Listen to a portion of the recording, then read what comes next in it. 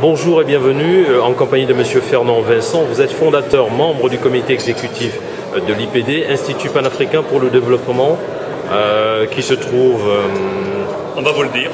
En Cologne. Alors, quand est-ce que vous est venu l'initiative de l'IPD? Je vous ai entendu parler il y a 50 ans. C'est très ancien, c'est en 1962-63.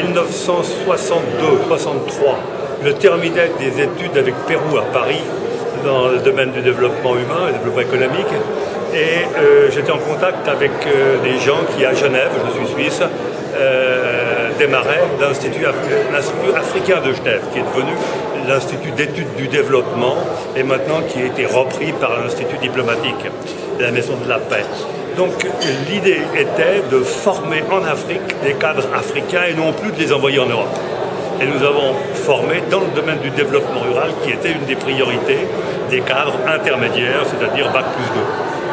Vous avez des exemples de cadres que vous avez formés qui sont en fonction ou qui ont été en fonction?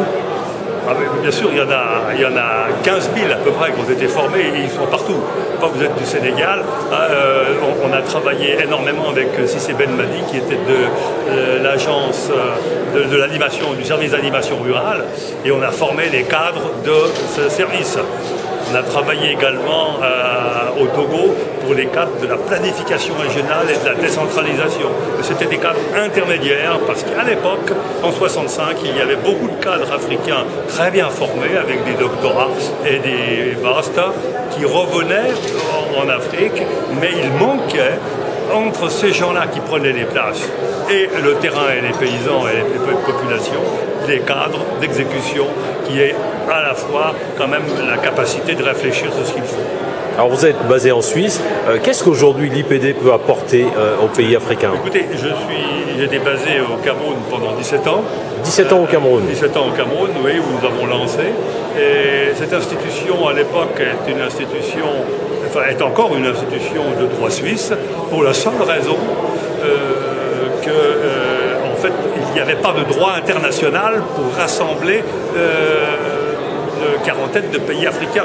Il y a l'Institut panafricain est d'abord panafricain. Rappelez-vous, c'était Nkrumah à l'époque, c'est de 1965, c'était aussi Nyerere, c'était toute une orientation du développement. Donc on a travaillé avec l'idée panafricaine de toucher des pays et d'avoir des solutions au développement africain qui soient des solutions régionales, faire travailler ensemble. Alors il y a un institut, on a 5 instituts, l'un qui est à Douala pour les pays francophones, l'autre à Buea aussi au Cameroun pour les pays West Africa, anglophones, un à Ouagadougou au Sahel pour tous les pays du Sahel francophone et un à Kabwe en Zambie pour toute l'Afrique orientale et australe.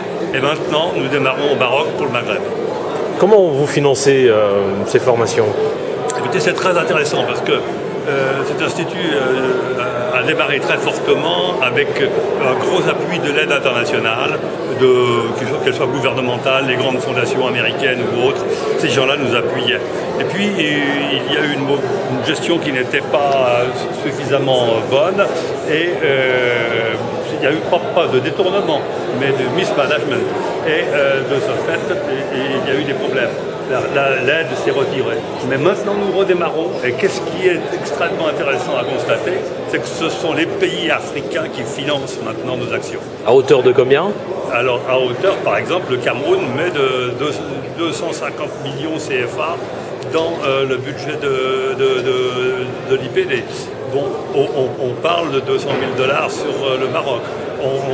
Aujourd'hui encore, quand tout à l'heure on discutait avec le Premier ministre du Niger, qui est un ancien de chez nous, eh bien je lui ai dit il faut aussi coopérer. Donc on a une réponse extrêmement intéressante. On est peut-être un des seuls instituts panafricains qui ne dépend pas totalement de l'aide internationale. Alors vous avez appelé de tous vos voeux tout à l'heure lors du forum, mais vous avez lancé un appel. Quel était l'objet de votre appel? L'objet de mon appel, c'est que je pense que moi je suis maintenant le vieux dans cette affaire, mais il y a toute une équipe avec moi qui réfléchit sur qu'est-ce que peut être un institut de développement en Afrique qui qui soit suffisamment distincte de tout ce qui se fait dans la formation, y compris pour le développement rural, en Amérique du Nord ou en Europe. Donc une réponse africaine.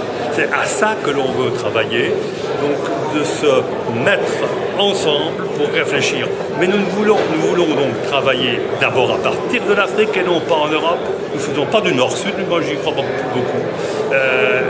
Mais par contre, nous faisons du sud-nord, nord-sud, c'est-à-dire une possibilité de mettre ensemble des bonnes volontés et des expertises, des compétences pour réfléchir ensemble, mais à partir d'une direction de recherche qui soit africaine.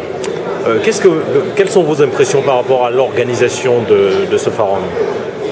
Écoutez, on est au début, mais j'ai entendu 3 interventions officielles qui étaient remarquables.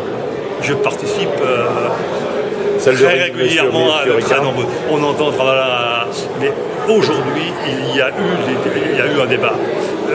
Solar Impulse avec Picard, c'est tout de même le futur. Hein? C'est pas encore ça, mais il y a la réponse philosophique de notre ami, ou encore de recherche sur les tendances d'une alternative, d'un autre modèle de développement. C'est passionnant. Nous, on a besoin de ça. Et moi, ce que je formule de tous mes voeux, c'est qu'on puisse travailler avec ces gens-là. Demain, du reste, je vais rencontrer le directeur adjoint, il est venu vers moi en disant il faut qu'on parle. Eh bien, donc, de ce colloque, on va parler, oui, parce qu'on a besoin de compétences pour réfléchir ensemble. Ça doit être un institut africain, panafricain, qui soit en même temps international, mais à partir de l'Afrique, avec une volonté africaine de savoir là où on veut aller. Monsieur Vincent, je vous remercie. Merci.